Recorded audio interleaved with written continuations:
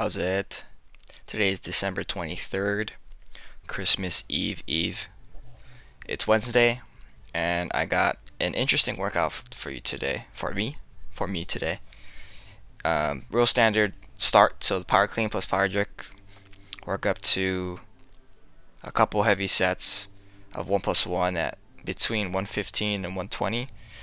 So I ended up doing like 3 sets from 255 to 265, and some of them were power, some of them were not.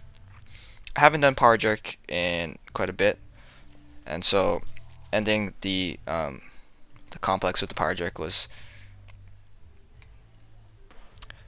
nice, I guess. I'm trying to find the word.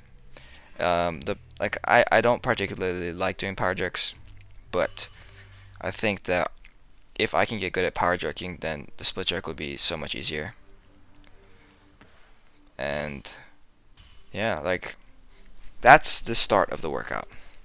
After that, I ended up doing touch and go sumo deadlifts, which are a new thing altogether for me.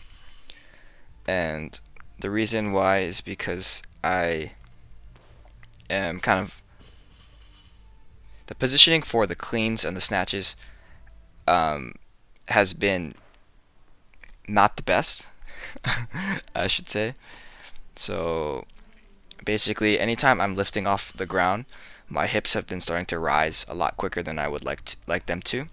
Like with regards to last Big Friday, that's kind of just the issue that I've been kind of running into, which for me is kind of strange because I've never had that issue in the past, and so I guess a corrective measurement for that would be the touch and go sumo deadlift, because as you lower the bar, that the lowering of the bar means that my hips and my back angle relative stays the same, and so as I get to the ground and I pull from the ground, I'm already under tension, so my hips do not rise.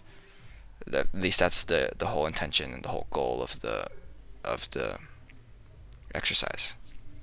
So back to the power cleans at hand here. This is 245.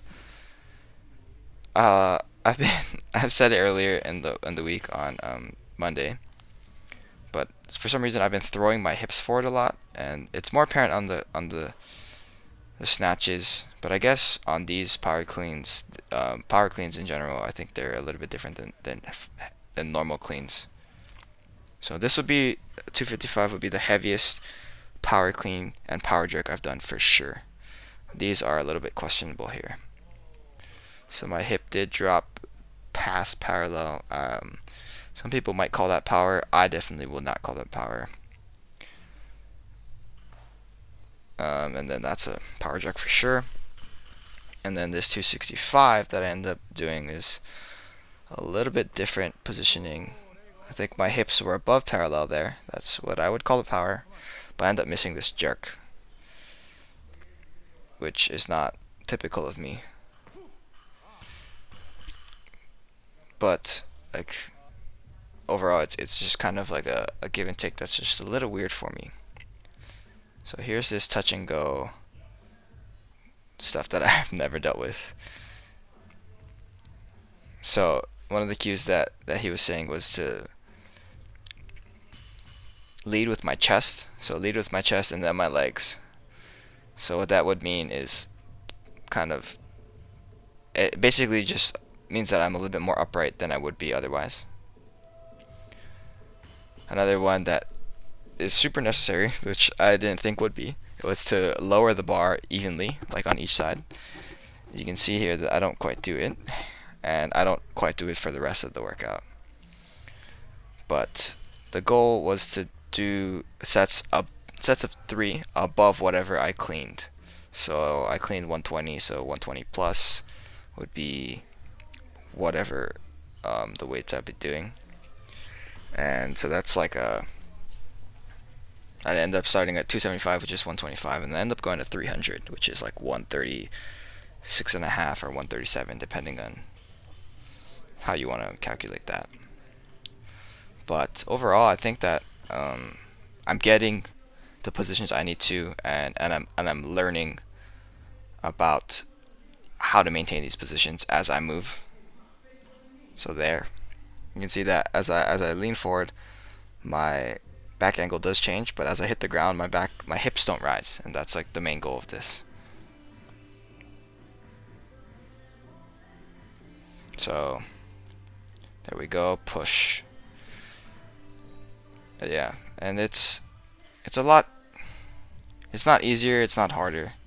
It's just different because I do need to maintain tension, and normally when I sumo deadlift, I kind of just let go at the top. But this is my top set, so this is the final one there. I should have locked that at the top, but I don't know why I did that. So to finish off, I do a bunch of accessories. So I do the barbell bent over row, single arm dumbbell overhead press, some back extensions, and then the dumbbell overhead walk.